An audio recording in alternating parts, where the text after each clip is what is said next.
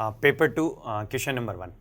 ये जो क्वेश्चन है उसमें अपने को एक He+ की इलेक्ट्रॉनिक स्टेट साई के लिए कुछ वैल्यूज़ गिवन है। लाइक एनर्जी की जो वैल्यू है वो अपने को -3.4 इलेक्ट्रॉन वोल्ट गिवन है। ये जो स्टेट है उसके लिए जो एजिमुथल क्वांटम नंबर है जिसको अपन L से रिप्रेजेंट करते हैं उसकी वैल्यू 2 गिवन है, और जो मैग्नेटिक क्वांटम नंबर है जिसको अपन M से रिप्रेजेंट करते हैं उसकी वैल्यू 0 गिवन है। तो अपने को इस स्टेट के लिए कुछ स्टेटमेंट्स गिवन है, उनमें से जो करेक्ट स्टेटमेंट है उसको सेलेक्ट करना है। तो जो सबसे पहले जो है वो अपन क्या कर सकते हैं, इस स्टेट को आइडेंटिफाई करने के लिए एनर्जी वाला फॉर्मूला लगा दें।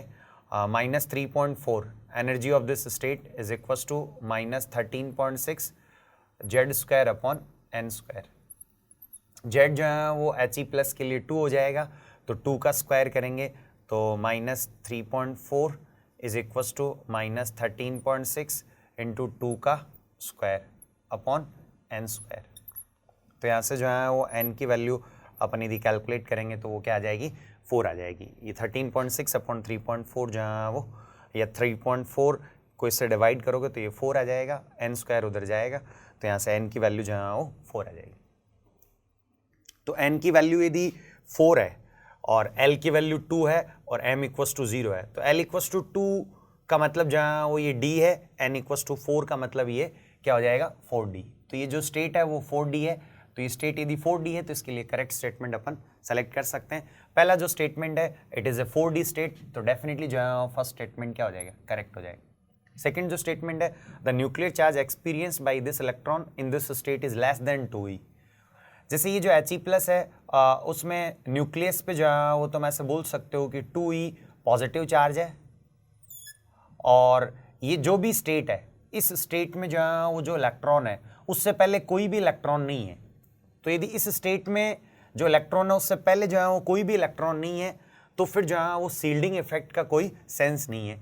यहाँ पे यदि इलेक्ट्रॉन होते तो वो इलेक्ट्रॉन जो है वो इस इलेक्ट्रॉन के लिए इस न्यूक्लियर चार्ज को क्या करते हैं, सील्ड करते हैं। लेकिन यहाँ पे जो है वो कोई भी इलेक्ट्रॉन नहीं है, तो इस इलेक्ट्रॉन को न्यूक्लियस की तरफ जो अट्रैक्शन फील होगा, जो चार्ज यहाँ पे ये जो इलेक्ट्रॉन है वो एक्सपीरियंस करेगा, that will be exactly equal to 2e, not less than 2e। That's why the statement 2 is incorrect. Third statement is it has 3 radial nodes. तो नंबर ऑफ रेडियल नोड्स का जो फॉर्मूला होता है, number of radial nodes is equal to n-l-1। तो n की value 4 है, l की value 2 है और 1, तो यहाँ से जो है वो नंबर ऑफ रेडियल नोड्स क्या आ जाएंगे, 1 आ जाएंगे। तो डेफिनेटली जो है वो थर्ड वाला ऑप्शन क्या हो जाएगा, इनकरेक्ट हो जाएगा। जो फोर्थ ऑप्शन है वो है इट हैज 2 एंगुलर नोड्स। तो जो नंबर ऑफ एंगुलर नोड्स का फॉर्मूला होता है वो l के इक्वस्ट होता है। तो मैं ऐसे बोल सकते हो कि l की वैल्यू 2 है, तो रेडियल नोड एंगुलर नोड जो है वो 2 है, तो option 4 is also correct. Again ये जो क्वेश्चन है उसमें भी जेई ने फोकस किया है कि बहुत सारी जो रिएक्शंस हैं वो एक ही क्वेश्चन में इंट्रोड्यूस कर दी जाए। तो अगेन अपने को बहुत सारी रिएक्शन साइमल्टेनियसली आनी चाहिए। ये तुम्हें बहुत सारी रिएक्शन साइमल्टेनियसली नहीं आती हैं तो ऐसी प्रॉब्लम्स तुम्हारे लिए नहीं है। केवल एक चैप्टर या कुछ रिएक्शंस याद करने से या कुछ रिएक्शंस को ही सीखने से एक्चुअल में जेईई एडवांस का ऑर्गेनिक केमिस्ट्री का पेपर तुम नहीं कर सकते। जेईई एडवांस के ऑर्गेनिक केमिस्ट्री के पेपर को करने के लिए तुम्हें ऑलमोस्ट ऑर्गेनिक केमिस्ट्री की मोस्ट ऑफ द रिएक्शंस को याद रखना पड़ेगा। तो इसमें जो सबसे फर्स्ट रिएक्शन है उसमें अपने को ये जो कंपाउंड गिवन है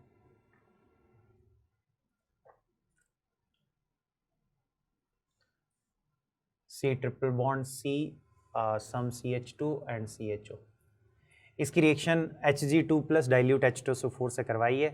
तो ये तुम्हें पता होना चाहिए एल्काइंस का हाइड्रेशन का रिएजेंट है कैटेलाइज्ड हाइड्रेशन ऑफ एल्काइंस, और इन एल्काइंस का हाइड्रेशन करवाओगे तो यहाँ पे एक पाई बॉन्ड ब्रेक होके H और OH ऐड हो जाएगा, और ये जो हाइड्रेशन है मर्क्यूरिक कैटाइन की प्रेजेंस में वो डेफिनेटली जो है मार्कोनिकॉफ रूल को फॉलो करता है, M के रूल को फॉलो करता है। तो तुम यहाँ से जो इसका प्रोडक्ट बनाओगे वो ऐसा सा कुछ हो जाएगा। ये OMe और यहाँ पे C एक पाई बॉन्ड ब्रेक करके तुम्हें H और OH ऐड करना है। तो डेफिनेटली तुम ऐसे बोल सकते हो कि प्लस यहाँ बनना चाहिए, क्योंकि ये जो प्लस है वो एक्चुअल में या ये जो कार्बोकेटाइन है वो इस बेंजीन रिंग से क्या हो सकता है, स्टेबलाइज हो सकता है। और यहाँ पे प्लस बनेगा तो यहाँ पे तुम ऐसे कह सकते हो कि OH ऐड हो जाएगा और यहाँ पे क्या ऐड हो जाएगा, H ऐड हो जाएगा। फिर जो है वो नेक्स्ट स्टेप में तुम ऐसे कह सकते हो कि ये इनोल बन गया और ये जो इनोल है वो एक्चुअल में टोटोमराइज हो जाएगा। तो यहाँ से अपने को एक कीटोन मिल जाएगा,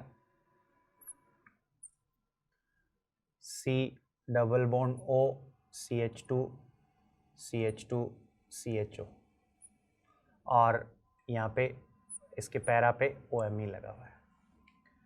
फिर नेक्स्ट जो केस है उसमें AgNO3NH4OH है which is called Tollens reagent. और ये जो टॉलेंस रिएजेंट है वो इस CHO को ऑक्सीडाइज कर देगा CO- में। और फिर जो है वो next third ZnHg concentrated HCl है। ये जो है वो एक्चुअल में क्लीमेंशन रिडक्शन है। क्लीमेंशन रिडक्शन से ये जो CO ग्रुप है वो एक्चुअल में CH2 ग्रुप में चेंज हो जाएगा। तो मैं ये दोनों स्टेप्स जो हैं उनको एक साथ ही लिख रहा हूँ। तो यहाँ से अपने को जो प्रोडक्ट मिलेगा वो ऐसा सा मिल जाएगा, CH2 CH2 CH2 COOH और OMe। और इसको जो है अपन Q बोल देंगे, ये अपने लिए Q है। नेक्स्ट जो Q है उसकी रिएक्शन SOCl2 pyridine से करवा रहे हो। तो अगेन ये जो रिएक्शन है वो इस पर्टिकुलर पेपर में दूसरी बार आई है कि COOH जो कार्बोक्सिलिक ग्रुप है उसकी रिएक्शन SOCl2 pyridine से कराओगे तो यहाँ पे COCl बन जाएगा, कार्बोनिल क्लोराइड बन जाएगा। और फिर जो है इसकी रिएक्शन AlCl3 से करवा रहे हैं तो यहाँ पे तुम ऐसे बोल सकते हो कि ऐसा सा प्रोडक्ट अपने को मिल जाएगा, OMe और ये CH2 CH2 CH2 COCl। फिर इसकी रिएक्शन AlCl3 से करवा रहे हो तो ये एक्चुअल में फ्रिडलक्राफ्ट एसाइलेशन रिएक्शन है। यहाँ पे प्लस बनेगा और ये जो प्लस है वो इधर या इधर कहीं पे भी जहाँ वो इंट्रामोलिकुलर साइक्लाइजेशन करवा दो तो तुम ऐसे कह सकते हो कि एक्चुअल में यहाँ से जो अपने को प्रोडक्ट मिलेगा वो ऐसा सा कुछ मिल जाएगा, OMe और ये इंट्रामोलिकुलर साइक्लाइजेशन होगा तो 1 2 3 4 5 6 मेंबर्ड रिंग बन जाएगी। और ये जो 6 मेंबर्ड रिंग है इसमें इस 1 2 3 4 5 6 वाले कार्बन पे डबल बॉन्ड O होगा तो ऐसा सा अपने लिए एक्चुअल में R बन जाएगा, दिस इज R। और फिर जो है इससे ZnHg HCl concentrated HCl use करोगे तो अगेन ये रिएक्शन भी जो है वो इस पेपर में सेकेंड टाइम अपीयर हुई है।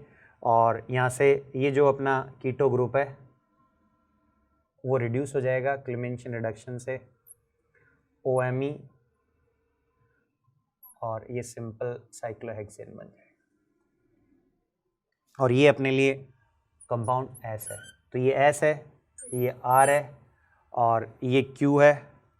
तो अपन ये Q, R और S इन कंपाउंड्स को देखकर ये जो ऑप्शंस हैं उनमें से करेक्ट ऑप्शंस को बहुत इजीली सेलेक्ट कर सकते हैं। ये जो नेक्स्ट क्वेश्चन है वो बायोमोलिक्यूल और पॉलीमर वाले चैप्टर से अपने को 4 स्टेटमेंट्स गिवन है और उनमें से करेक्ट स्टेटमेंट को सेलेक्ट करना है। बहुत ही सिंपल फैक्ट्स हैं। यदि बायोमोलिक्यूल और पॉलीमर वाले चैप्टर को तुमने ठीक ठाक भी पढ़ा है तो इन सब में जो करेक्ट स्टेटमेंट्स हैं उनको तुम इजीली सेलेक्ट कर सकते हो। जो फर्स्ट स्टेटमेंट है उसमें टेफ्लॉन के बारे में बताया। तो टेफ्लॉन जो है वो एक्चुअल में टेट्राफ्लोरो जो इथीन है उसके एन मॉलिक्यूल पॉलीमराइज होते हैं। तो यहाँ से पॉलीथीन जैसा ये पॉलीमर होता है, जैसे जो इथीन है उसके एन मॉलिक्यूल पॉलीमराइज होकर पॉलीथीन बनाते हैं, वैसे ये जो CF2 डबल बॉन्ड CF2 है इसके एन मॉलिक्यूल पॉलीमराइज होकर ये टेफ्लॉन बनाते हैं। तो जो फर्स्ट स्टेटमेंट है वो करेक्ट है। सेकेंड वाला जो स्टेटमेंट है उसमें natural rubber is polyisoprene containing trans alkene units, तो ये गलत बात है। ये एक फैक्ट है एक्चुअल में जहाँ वो सिस एल्कीन यूनिट्स होती हैं इसमें। तो सेकेंड वाला इनकरेक्ट स्टेटमेंट है। जिसमें ट्रांस एल्कीन यूनिट्स होती हैं उसको गट्टा प्रचा बोलते हैं। फिर थर्ड वाला nylon 6 as amide linkages, simple, जहाँ वो बहुत ही बेसिक सा पॉलीमर है जो नॉर्मल बच्चे बोर्ड का एग्ज़ाम देते हैं वो भी इसको पढ़ते हैं और उसकी स्ट्रक्चर के बारे में जानते हैं, और डेफिनेटली उसमें देख के तुम बता सकते हो कि उसमें एमाइड लिंकेज होते हैं। फोर्थ वाला जो स्टेटमेंट है वो cellulose has only alpha D glucose units that are joined by glycosidic linkages. तो एक्चुअल में जहाँ वो ये भी एक फैक्ट है, इसमें अल्फा डी ग्लूकोज की बजाय एक्चुअल में बीटा डी ग्लूकोज होता है, बीटा डी ग्लूकोज यूनिट्स होती हैं। तो तुम ऐसे बोल सकते हो कि only first and third are correct statements, तो फर्स्ट और थर्ड अपने लिए आंसर हो जाएगा। ये जो क्वेश्चन है उसमें अपने से ये पूछा है कि ये जो 4 सेट ऑफ रिएक्शंस हैं उनमें से किसका मेजर प्रोडक्ट प्रोपेन होगा। तो बहुत सिंपल रिएक्शंस हैं। फर्स्ट जो है वो सिंपल डिकार्बोक्सिलेशन है, ये जो है वो तुम्हारा एक्चुअल में ब्यूटेरिक एसिड का एनाइन है। तो यहाँ से डिकार्बोक्सिलेशन तुम करोगे CH3 CH2 CH2 CO minus Na plus CO minus और Na प्लस, इसका डिकार्बोक्सिलेशन करोगे तो CO2 निकल जाएगा और सिंपल प्रोपेन बन जाएगा। तो डेफिनेटली फर्स्ट अपना आंसर हो जाएगा। नेक्स्ट वाले में अपने से इलेक्ट्रोलाइसिस गिवन है, तो ये जो कार्बोक्सिलिक एसिड्स हैं इन सोल्ट्स का इलेक्ट्रोलाइसिस करवाते हैं, तो ये एल्केन के प्रिपरेशन की मेथड्स होते हैं। तुम्हें आइडिया होना चाहिए यहाँ पे एक्चुअल में जहाँ वो CO2 निकल के इसका डाइमराइजेशन हो जाएगा तो ये प्रोपेन की बजाय हेक्सेन एज ए प्रोडक्ट दे देगा, तो ये अपना आंसर नहीं हो पाएगा, इसका मेजर प्रोडक्ट प्रोपेन नहीं हो पाएगा। थर्ड वाला सिंपल, जहाँ वो तुम ऐसे बोल सकते हो कि एक्चुअल में एल्काइल हैलाइड्स का Zn डाइल्यूट HCl के साथ रिएक्शन है, तो ये भी खूब यूज़फुल रिएक्शन होती है। ये एक्चुअल में एल्केन के प्रिपरेशन का भी मेथड होता है, या इसको तुम ऐसे भी बोल सकते हो कि ये एल्काइल हैलाइड्स का रिडक्शन होता है वाया जिंक डाइल्यूट HCl। तो यहाँ से जहाँ वो एक्चुअल में एल्केन मिल जाएगी अपने को, तो यहाँ से Cl रिमूव होके तुम्हें प्रोपेन मिल जाएगा, इसका रिडक्शन हो जाएगा। एल्काइल हैलाइड्स का Zn डाइल्यूट HCl से रिडक्शन करवाओ तो हैलाइड हट के Cl हट के H ऐड हो जाता है और तुम ऐसे बोल सकते हो कि एल्केन बन जाएगी, मतलब करस्पॉन्डिंगली एल्केन फॉर्म हो जाएगी। फिर जो फोर्थ रिएक्शन है उसमें ये विसिनल डाइहैलाइड है, तो इसकी रिएक्शन जिंक के साथ करवाते हैं, जिंक डस्ट के साथ करवाते हैं। तो एक्चुअल में जहाँ वो ये Br2 का एलिमिनेशन हो जाता है और सिंपल एल्कीन बन जाती है। तो तुम ऐसे बोल सकते हो इसका भी मेजर प्रोडक्ट प्रोपेन नहीं होगा। तो अपने लिए मेजर प्रोडक्ट प्रोपेन जो है वो एक तो ये एल्काइल हैलाइड का रिडक्शन से मिल जाएगा और एक जो है वो इस कार्बोक्सिलिक एसिड के सोल्ट के डीकार्बोक्सिलेशन से मिल जाएगा। हेलो स्टूडेंट, देखिए पेपर सेकंड के सेक्शन 1 में क्वेश्चन 5 जो है वो टाइप ऑफ रिएक्शन से जो है ब्लॉक केमिस्ट्री में एक एक्वारेजिया का एक अच्छा सा क्वेश्चन वहाँ पर पूछा गया है। तो देखिए एक्वारेजिया, जैसे कि हम स्टडी करते हैं कि प्लेटिनम और गोल्ड जो है वो कॉन्सेंट्रेट HNO3 में डिजॉल्व नहीं होते, इवन एक्वारेजिया में वो डिजॉल्व हो जाते हैं।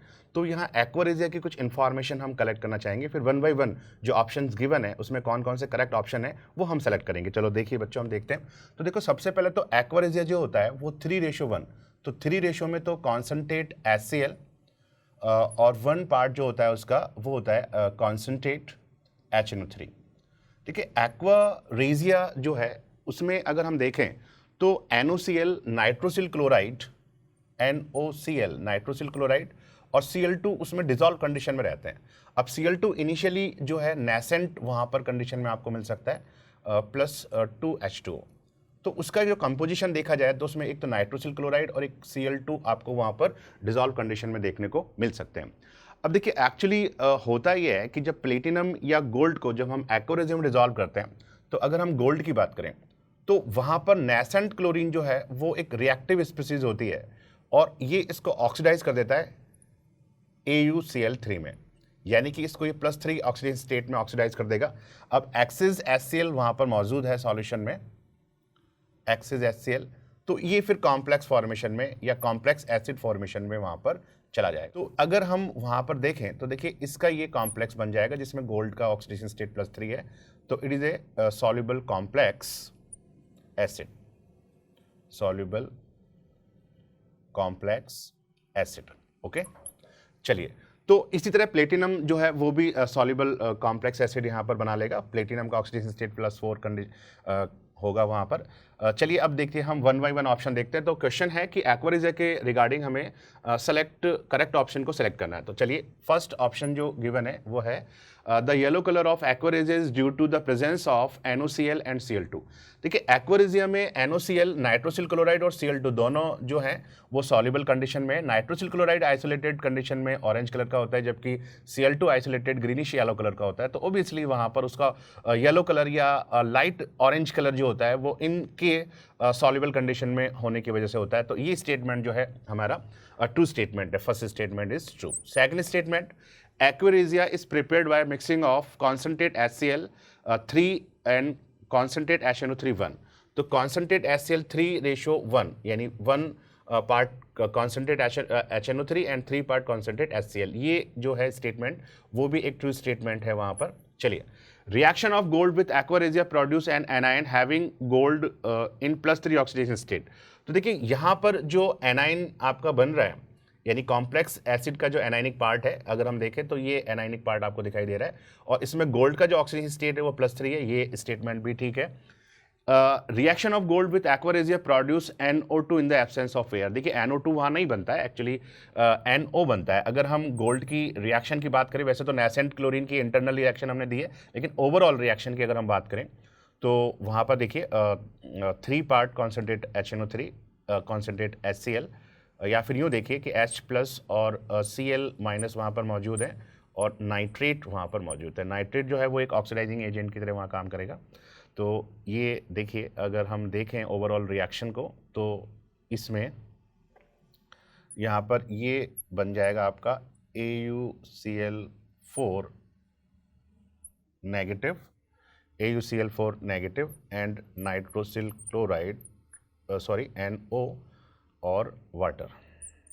रिएक्शन अनबैलेंस्ड है, तो यहाँ पर NO वहाँ पर बनने वाला NO2 नहीं बनता है। तो ये जो स्टेटमेंट है फोर्थ, वो इनकरेक्ट स्टेटमेंट हो गया।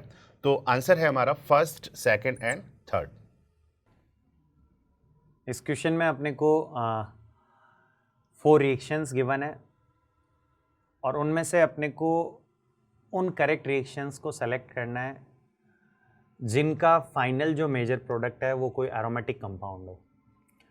तो सबसे पहले जो ऑप्शन है उसको देखते हैं। उसमें अपने को ये BrCH3 ऐसा कंपाउंड दे रखा है, और ये जो हैलाइड है विसिनल डाई हैलाइड, इसकी फर्स्ट जो रिएक्शन है वो अल्कोहलिक की वजह से, देन NaNH2 से, और फिर रेड हॉट आयरन ट्यूब में 873 केल्विन पे अपन इसको गर्म कर रहे हैं। तो नॉर्मली जो हैलाइड्स हैं वो अल्कोहलिक KOH के साथ एलिमिनेशन रिएक्शंस देते हैं, और तुम ऐसे बोल सकते हो H और Br एलिमिनेट हो जाते हैं। तो इसमें एक ब्रोमीन एलिमिनेट हो जाएगा, एल्कीन बन जाएगी। लेकिन यदि फर्दर अपन एक H और एक Br को और एलिमिनेट कर दें, मतलब तुम ऐसा समझो जैसे कि एक्सेस में अल्कोहलिक KOH ले लें, तो पहले एक H और Br हट जाएगा, फिर ये एक Br और है तो एक Br और H और हट जाए, तो एल्काइन बन सकता है। बट एक्चुअल में अल्कोहलिक KOH जो दूसरे वाले HBr का एलिमिनेशन है वो नहीं करवा पाता, उसके लिए अपन और स्ट्रॉन्ग बेस जैसे NaNH2 का यूज़ करते हैं। तो यहाँ पे होगा क्या कि पहले एक Br और H एलिमिनेट होगा, एल्कीन बनेगी, और फिर एक Br और H और एलिमिनेट होके फाइनली जहाँ वो एल्काइन बन जाएगी, CH3C ट्रिपल बॉन्ड CH। और ये जो एल्काइन है इसको रेड हॉट आयरन ट्यूब में तुम गर्म करोगे, तो नॉर्मली जैसे CH ट्रिपल बॉन्ड CH है, इसको रेड हॉट आयरन ट्यूब में गर्म करते हैं, तो ये बेंजीन के प्रिपरेशन का मेथड होता है। यहाँ से बेंजीन बन जाती है, साइक्लाइजेशन हो जाता है, एरोमेटाइजेशन हो जाता है। तो यहाँ पे एक्चुअल में जो है वो बेंजीन ही बनेगी, बस ये जो CH3 है वो तुम ऐसे बोल सकते हो कि जैसे यहाँ पे इसके 3 मॉलिक्यूल मिलकर जो है वो बेंजीन बनाएंगे, वैसे यहाँ पे भी इसके 3 मॉलिक्यूल मिलकर बेंजीन बना लेंगे, और जो एक्स्ट्रा 3 CH3 हैं वो इस तरीके से अटैच हो जाएंगे, और एक्चुअल में ये जो प्रोडक्ट बनेगा इसको मेसिटिलीन बोलते हैं। एक्चुअल में ये जो प्रोडक्ट बनेगा वो क्या बनेगा, मेसिटिलीन। इसका जो साइक्लाइजेशन है वो एग्जैक्टली वैसा का वैसा ही होगा जैसे एसिटिलीन का होता है। तो मैं ऐसे बोल सकते हो कि एक्चुअल में जो वो यहाँ पे 3 जो CH ट्रिपल बॉन्ड CH के मॉलिक्यूल्स हैं वो एक दूसरे के साथ मिलकर ऐसे साइक्लाइजेशन करके बेंजीन बना लेंगे। और ऐसे समझ लो जैसे कि एक्चुअल में ये जो 3 मॉलिक्यूल्स हैं उनमें से अल्टरनेटिवली एक CH3 लगा हुआ है। मतलब इसको ऐसे समझो जैसे कि ये ऑलमोस्ट एसिटिलीन ही है, बस यहाँ पे CH3 लगा हुआ है। तो वो CH3 जो है वो यहाँ पे सब्स्टिट्यूट हो जाएगा और मेस्टिलीन जो बनेगा वो एरोमेटिक कंपाउंड है। तो ये अपना आंसर हो जाएगा। इसके अलावा एक ऑप्शन ऐसा सा है जिसमें कि ये जो एल्कीन है साइक्लिक, इसकी रिएक्शन अपन NaOMe से करवा रहे हैं। ये एक स्ट्रॉन्ग बेस है। तो एक्चुअल में ये जो बेस है वो इस हाइड्रोजन को निकाल सकता है, क्योंकि इस हाइड्रोजन के निकलने से ये जो कंपाउंड है वो एरोमेटिक बन जाएगा। तो ये जो हाइड्रोजन है वो एक्चुअल में एसिडिक है और यहाँ से ये जो आयन बनता है इसको साइक्लोपेंटा डाई इनाइल आयन बोलते हैं और ये भी एरोमेटिक है। तो ये भी अपना आंसर हो जाएगा। इसके अलावा एक ऑप्शन ऐसा सा भी है जिसमें कि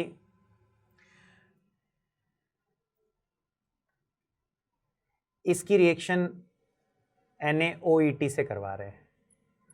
तो नॉर्मली ये जो है वो एक्चुअल में ऐसे हैलाइड्स के साथ एलिमिनेशन रिएक्शन शो करता है, लेकिन यहाँ पे तुम यदि एलिमिनेशन करवा दो H और Br का तो यहाँ पे जो एल्कीन बनेगी उससे ये जो कंपाउंड है वो एंटी एरोमेटिक बन जाएगा। तो इसलिए यहाँ पे एलिमिनेशन ना होके एक्चुअल में सब्स्टिट्यूशन हो जाएगा। ये जो कंपाउंड है या ये जो स्पीसी है ETO- ये बेस और न्यूक्लियोफाइल दोनों की तरह एक्ट कर सकता है। ये अच्छा बेस भी है, अच्छा न्यूक्लियोफाइल भी है। तो जनरली यहाँ पे एलिमिनेशन होना चाहिए था, लेकिन एलिमिनेशन ना होके यहाँ पे सब्स्टिट्यूशन ही हो पाएगा, क्योंकि एलिमिनेशन होने से जो कंपाउंड बनेगा वो कैसा बनेगा, एंटी एरोमेटिक। तो यहाँ पे यदि सब्स्टिट्यूशन होगा तो ये कंपाउंड बनेगा और ये जो कंपाउंड है वो एक्चुअल में एरोमेटिक नहीं है। तो ये अपना आंसर नहीं होगा। फिर एक जो रिएक्शन है वो जेई ने ऐसी पूछी है जो NCERT में गिवन है, जो अपने को पता होनी चाहिए। हो सकता है ये जो रिएक्शन है वो अपने को नॉर्मल नोट्स वगैरह में नहीं बताई हो, लेकिन ये NCERT में रिएक्शन है कि बेंजीन जो है वो एडिशन रिएक्शंस नहीं शो करता। नॉर्मल जो इलेक्ट्रोफिलिक एडिशन रिएक्शंस हैं जो एल्कीन शो करता है वैसे सी बेंजीन नहीं शो करता। जैसे बेंजीन में अपन H2Ni करें तो इसके रिडक्शन से अपने को सिंपल साइक्लोहेक्सेन नहीं मिलने वाला, लेकिन एक्सट्रीम कंडीशंस में बेंजीन में जो है वो जैसे मान लो बहुत हाई प्रेशर और टेम्परेचर का यूज़ करके H2Ni करोगे तो इसके हाइड्रोजनेशन से अपने को साइक्लोहेक्सेन मिल जाएगा। ऐसे ही इसमें क्लोरीन का एडिशन भी कर सकते हैं एक्सट्रीम कंडीशन में। एक्सेस में Cl2 लेके 500 केल्विन के आसपास एक्चुअल में जो है इसमें क्लोरीन का एडिशन हो जाएगा और ऐसा सा एक सब्सटेंस बन जाएगा। तो ये जो कंपाउंड है वो एक्चुअल में एरोमेटिक नहीं है। इसको वैसे BHC भी बोलते हैं या गामा-एक्जीन भी बोलते हैं। तो एक्चुअल में ये जो कंपाउंड है वो एरोमेटिक नहीं है, तो ये अपना आंसर नहीं होगा। तो एरोमेटिक अपने को इन्हीं दो से फाइनल प्रोडक्ट मिलेंगे, इन्हीं दो रिएक्शंस से जो फाइनल प्रोडक्ट मिलेंगे वो एरोमेटिक हो पाएंगे। हेलो स्टूडेंट, देखिए पेपर सेकंड के सेक्शन फर्स्ट में जो क्वेश्चन नंबर 7 है, वो क्वेश्चन नंबर 7 जो है मेटलर्जी का एक क्वेश्चन पूछा गया है और cyanide process, MacArthur forest cyanide process का क्वेश्चन है। क्वेश्चन में एक रिएक्शन दिया हुआ है, तो वहाँ पर देखिए the cyanide process of the gold extraction involve leaching out gold from its ore with cyanide in the presence of Q। तो देखिए यहाँ पर अगर हम देखें तो एक्सट्रैक्शन ऑफ गोल्ड में जो साइनाइड प्रोसेस है, तो साइनाइड एक्सिस अमाउंट में लिया हुआ है इन प्रेजेंस ऑफ Q। तो देखिए Q जो है वहाँ पर ऑक्सीजन की प्रेजेंस में हम इस रिएक्शन को कराते हैं और एक्वस सॉल्यूशन में तो जो गोल्ड है वो साइनाइड के साथ एक बेल नॉन इम्पॉर्टेंट कॉम्प्लेक्स बनाता है कोऑर्डिनेशन नंबर 2 के साथ में। देखिए AuCN2। तो ये एक सॉल्युबल कॉम्प्लेक्स वहाँ पर बनने वाला है, सॉल्युबल कॉम्प्लेक्स। और देखिए लीचिंग में जो गोल्ड है वो सॉल्युबल है और जो इम्प्योरिटी है वो इनसॉल्युबल होगी। तो इम्प्योरिटी को हम रिमूव कर देंगे और ये जो सॉल्युबल कॉम्प्लेक्स है इससे गोल्ड को एक्सट्रैक्ट करने के लिए हम मेटल डिस्प्लेसमेंट रिएक्शन वहाँ पर यूज़ करते हैं। तो ये हमारा जो है ये हो गया कॉम्प्लेक्स R। अब इस कॉम्प्लेक्स में हम मेटल डिस्प्लेसमेंट रिएक्शन लगाएंगे और मेटल डिस्प्लेसमेंट के लिए हम जिंक वहाँ पर यूज़ करने वाले हैं। तो जिंक जो है वो एक तरह से टी वहाँ पर कंसीडर करेंगे हम, तो टी जो है वो जिंक हो जाएगा।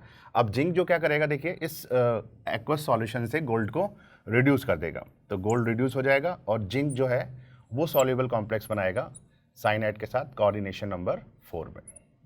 ये देखिए जिंक जो है वो साइनाइड के साथ कॉम्प्लेक्स बना रहा है कोऑर्डिनेशन नंबर 4 में।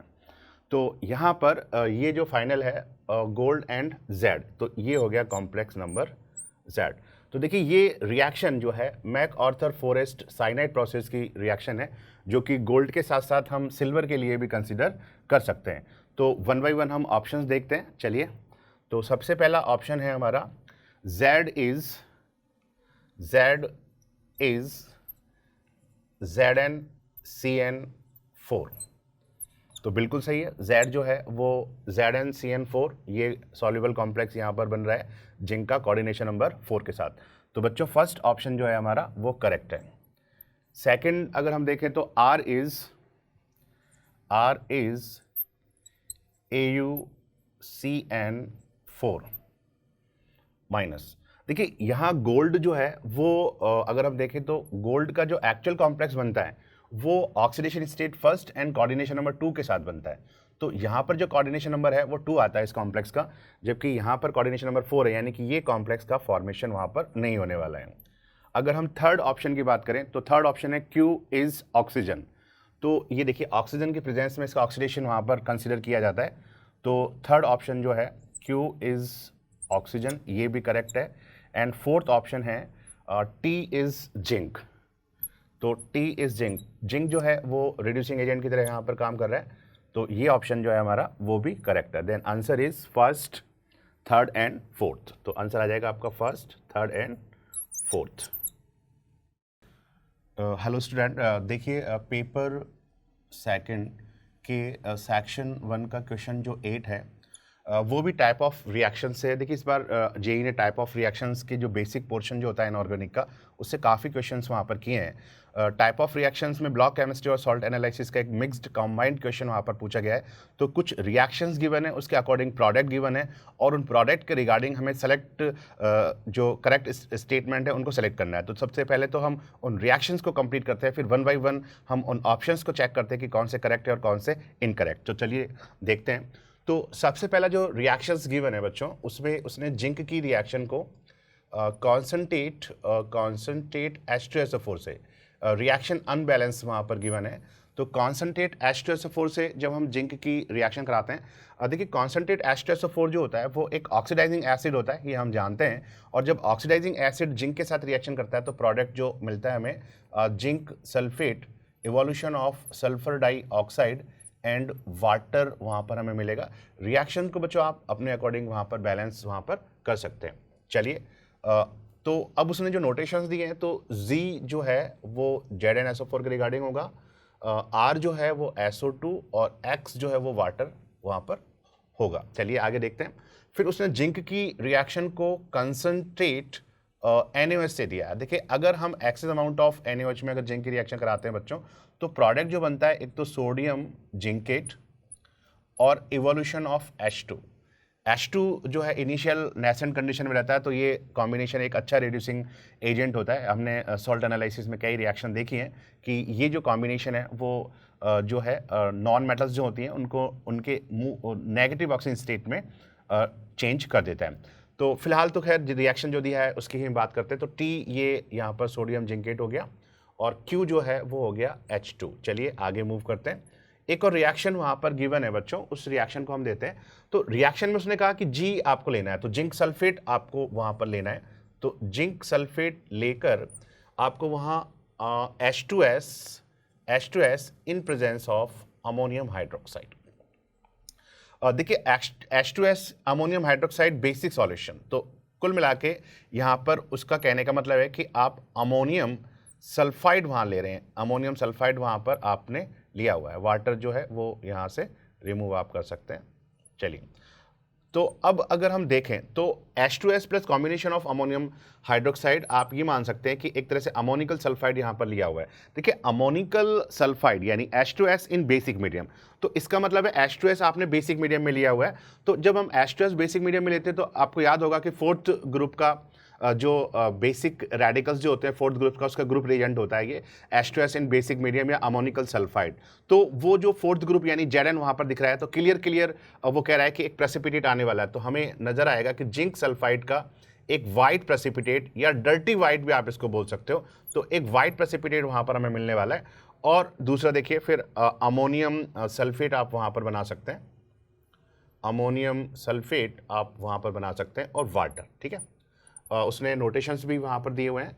तो Z जो है वो तो हो जाएगा PPT, ठीक है, Z जो है PPT हो जाएगा, X वाटर हमने पहले कंसिडर किया है, और Y जो हो जाएगा अमोनियम सल्फेट। चलिए, तो ये रिएक्शंस तो बच्चों हमने कंप्लीट कर लिया। वन बाय वन हम देख लेते हैं कि कौन कौन से स्टेटमेंट करेक्ट है और कौन कौन से स्टेटमेंट इनकरेक्ट है। फर्स्ट ऑप्शन है Z is dirty white in colour, तो Z का कलर जो वाइट या डर्टी वाइट हम कंसिडर कर सकते हैं। फर्स्ट ऑप्शन जो है वो करेक्ट हो गया।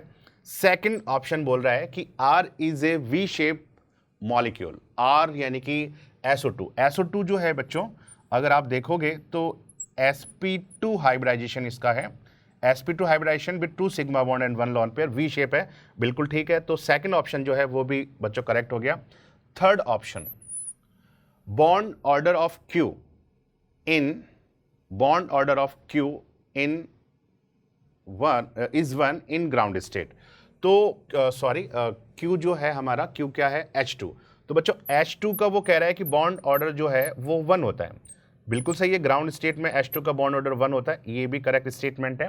फोर्थ स्टेटमेंट है the oxidation state of zinc in T is +1। T है आपका ये सोडियम जिंकेट। देखिए वैसे भी जिंक जो है बिना किसी एक्सेप्शन के अपना ऑक्सीडेशन स्टेट +2 ही शो करता है, तो वैसे हमें पता है, तो ये तो फॉल्स स्टेटमेंट है। तो statement first, second and third is correct statement. Next जो क्वेश्चन है वो आइसोमेरिज्म से, और इसमें अपने को एक मॉलिक्यूलर फॉर्मूला गिवन है C4H8O, और अपने से पूछा है कि इस मॉलिक्यूलर फॉर्मूला के जो साइक्लिक ईथर्स हैं उनके टोटल स्ट्रक्चरल और स्टीरियो आइसोमर्स का नंबर क्या होगा। तो ये जो मॉलिक्यूलर फॉर्मूला है इसको देख के मैं इसका DU कैलकुलेट करूं तो अगेन O को तुम इग्नोर कर सकते हो DU के कैलकुलेशन में, और तुम ऐसे बोल सकते हो कि 4 कार्बन के करस्पॉन्डिंगली 10 हाइड्रोजन होने चाहिए। यदि ये एल्केन होता तो 2 हाइड्रोजन की डेफिशिएंसी है, मतलब इसका DU 1 है। अब इसका DU 1 है और तुमसे ऐसे पूछा है कि इसके साइक्लिक ईथर्स का, तो DU 1 है तो तुम ऐसे बोल सकते हो कि या तो इसमें एक डबल बॉन्ड है या एक साइकिल है, लेकिन डबल बॉन्ड तो हो नहीं सकता क्योंकि साइक्लिक ईथर है, इसका मतलब साइकिल तो है ही है। तो इसमें एक साइकिल है और ये साइक्लिक ईथर्स है। अब साइक्लिक ईथर्स का मतलब ये है कि एक्चुअल में O जो है, जैसे ईथर्स में एक ऑक्सीजन होता है और वो जो O है वो एक्चुअल में साइकिल में होना चाहिए। जैसे तुम ऐसे बोल सकते हो कि ये साइक्लिक ईथर नहीं है, कि ईथर है बट ये साइक्लिक ईथर नहीं है। जैसे इसका नाम जो है नॉर्मली अपन ऐसे भी लिख सकते हैं कि this is like methoxycyclobutane, this is like methoxycyclobutane. तो ऐसा लग रहा है जैसे कि ये एल्केन है इसके नाम से, तो ये एक्चुअल में तुम ऐसे कह सकते हो कि ईथर जैसी चीज़ है, लेकिन ये साइक्लिक ईथर नहीं, ये साइक्लिक ईथर नहीं है। तो जो साइक्लिक ईथर्स हैं उनमें ये जो O है वो साइकिल के अंदर होना चाहिए। जैसे मान लो अपन सबसे पहले जो है वो 3 मेंबर्ड रिंग से स्टार्ट करें तो ये साइक्लिक ईथर हो गया। वैसे इनको एपॉक्साइड्स भी बोलते हैं। तो ये साइक्लिक ईथर है। अब इसमें जो है वो तुम्हारे पास टोटल 4 कार्बन है, तो तुम जो है वो एक कार्बन यहाँ सब्स्टिट्यूट कर सकते हो, ठीक है, और एक कार्बन यहाँ सब्स्टिट्यूट कर सकते हो। तो तुम ऐसे बोल सकते हो कि मान लो सपोज यहाँ पे एक मिथाइल ग्रुप है और यहाँ पे एक मिथाइल ग्रुप है, क्योंकि इस रिंग में वैसे एक ऑक्सीजन है तो ये कार्बन 2 ही हुए, तो 4 कार्बन का मतलब तुम्हें 2 और कार्बन सब्स्टिट्यूट करने, तो एक तो ऐसे बना सकते हो, या जो रिमेनिंग 2 कार्बन्स हैं उनको तुम एक ही कार्बन पे सब्स्टिट्यूट कर सकते हो ऐसे। इसके अलावा जो 3 मेंबर्ड रिंग है उसमें एक और पॉसिबिलिटी भी सोच सकते हो, वो देखो ये है कि ये जो 2 कार्बन है उनको तुमने जो है एक बार तो इन 2 कार्बन्स पे, इन 2 पोजीशंस पे सब्स्टिट्यूट किया, एक बार एक ही पोजीशन पे सब्स्टिट्यूट कर दिया, और एक बार तुम जाओ इन 2 कार्बन से एक ही सब्स्टिट्यूएंट बना सकते हो इथाइल। तो ये एक पॉसिबिलिटी और होगी। फिर 4 मेंबर्ड रिंग की बात करें तो ऐसा हो जाएगा। अब इसमें कार्बन तो 3 ही हुए, अपने को 4 कार्बन चाहिए, तो तुम जाओ एक कार्बन कहीं पे भी सब्स्टिट्यूट कर सकते हो, एक यहाँ पे सब्स्टिट्यूट कर सकते हो और एक यहाँ पे सब्स्टिट्यूट कर सकते हो। ये दोनों डिफरेंट हो गए, और जैसे यहाँ पे करोगे तो ये और ये क्या हो जाएंगे, सिमिलर हो जाएंगे। फिर उसके बाद जाओ 5 मेंबर्ड जो रिंग है उसमें यही एक पॉसिबिलिटी है, क्योंकि चारों कार्बन इसमें आ चुके हैं, उसके बाद और कोई कार्बन नहीं बचा है। तो पहले मैंने स्ट्रक्चरल आइसोमर्स बना लिए कि इसके टोटल जहाँ वो 6 स्ट्रक्चरल साइक्लिक ईथर्स पॉसिबल है। अब मैं ऐसे बोल सकता हूँ कि ये जो ईथर है ये एक्चुअल में ना तो ज्योमेट्रिकल आइसोमेरिज्म शो करेगा और ना ही ऑप्टिकल आइसोमेरिज्म शो करेगा। इसमें POS तुम प्लेन ऑफ सिमेट्री बता सकते हो, तो इसकी एक ही पॉसिबिलिटी है फर्दर। ये जो ईथर है उसमें भी तुम ऐसे बोल सकते हो कि ऐसा सा POS आ जाएगा, तो इसकी भी एक ही पॉसिबिलिटी है, ये भी जहाँ ऑप्टिकल आइसोमेरिज्म नहीं शो करेगा। लेकिन ये जो ईथर है ये एक्चुअल में जहाँ तुम ऐसे बोल सकते हो कि ऑप्टिकल आइसोमेरिज्म शो करेगा। इसमें एक कायरल कार्बन है, इसमें कोई भी प्लेन ऑफ सिमेट्री, ऐसे करोगे तो प्लेन ऑफ सिमेट्री नहीं आ पाएगा, ऐसे करोगे तो भी नहीं आ पाएगा, ऐसे करोगे तो ये और ये कट जाएंगे, लेकिन इस O का मिरर इमेज यहाँ पे O नहीं आ पाएगा। तो ये ऑप्टिकली एक्टिव है, तो इसके जहाँ वो 2 बनेंगे R+S, इसका मतलब यहाँ पे 2 पॉसिबिलिटीज़ हैं। यहाँ पे तुम ऐसे कह सकते हो कि एक्चुअल में ना तो ये कोई ज्योमेट्रिकल शो कर सकता, ज्योमेट्रिकल तो यहाँ शो नहीं हो सकती, क्योंकि इस कार्बन और इस कार्बन के बीच में यहाँ पे ज्योमेट्रिकल शो हो तो उसके लिए इस कार्बन से अटैच दोनों जो ग्रुप हैं वो सिमिलर हैं, तो ज्योमेट्रिकल यहाँ पे शो नहीं हो सकती। लेकिन ये जो कार्बन है वो यहाँ पे एक्चुअल में ऑप्टिकली एक्टिव है, मतलब सॉरी कायरल कार्बन है। तुम यहाँ पे कोई भी प्लेन ऑफ सिमेट्री नहीं बता सकते, ना इसमें सेंटर ऑफ सिमेट्री है, तो अगेन इसके भी 2 बनेंगे R+S।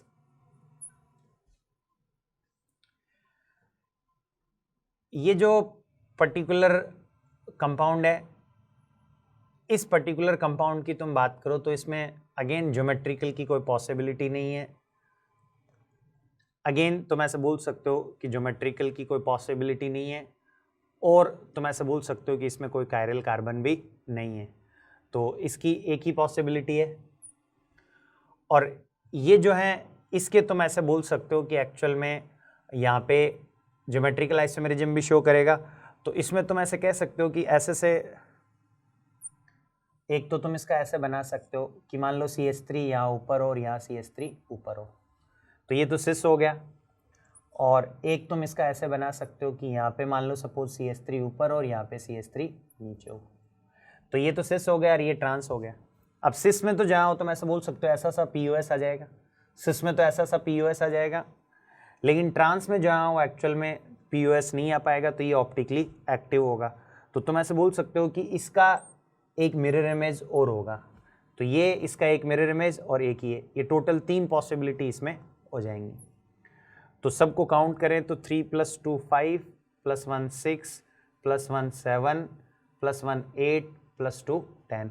तो तुम ऐसे बोल सकते हो कि यहाँ पे C4H8O के total 10 structural and stereo isomers होंगे यदि ये C4H8O एक साइक्लिक ईथर हो। क्वेश्चन नंबर 2, ये जो क्वेश्चन है उसमें आपने से पूछा है कि जो रोम्बिक सल्फर है उस रोम्बिक सल्फर को कंसंट्रेटेड HNO3 से ऑक्सीडाइज करने पर वो जहाँ वो सल्फर की किसी हाईएस्ट ऑक्सीडेशन स्टेट वाले कंपाउंड में चेंज हो जाता है, तो इस रिएक्शन में जहाँ वो कितना वाटर फॉर्म हुआ है ये अपने को बताना है। तो जो एसिड है उसकी HNO3 के साथ अपन रिएक्शन करवाएं तो डेफिनेटली जहाँ वो ये कंसंट्रेटेड HNO3 की मेटल के साथ नॉन मेटल के साथ जो रिएक्शंस हैं वो बहुत इंपॉर्टेंट होती हैं, वो तो मैं रिपीटेडली क्लास में बताया गया होगा। ये जो HNO3 है वो इस नॉन मेटल सल्फर के साथ रिएक्ट करके जो है उसको इसकी हाईएस्ट ऑक्सीडेशन स्टेट वाला कंपाउंड H2SO4 में कन्वर्ट कर देता है। और ये भी जो है वो रिपीटेडली तुम्हें बताया होगा कि जनरली जब कंसंट्रेटेड HNO3 यूज़ करते हैं और वो यदि ऑक्सीडाइजिंग एजेंट की तरह बिहेव करता है तो HNO3 खुद रिड्यूस होकर किस में कन्वर्ट हो जाता है, NO2 में। तो ये जो रिएक्शन है वो एक रेडॉक्स रिएक्शन है। इस रेडॉक्स रिएक्शन को बैलेंस कर लें तो बैलेंस करने से जहाँ वो अपन सल्फर के मोल और H2O के मोल को रिलेट कर सकते हैं। अपने को ये गिवन है कि 1 मोल सल्फर या 1 मोल रोम्बिक सल्फर के ऑक्सीडेशन से कितना H2O फॉर्म होगा।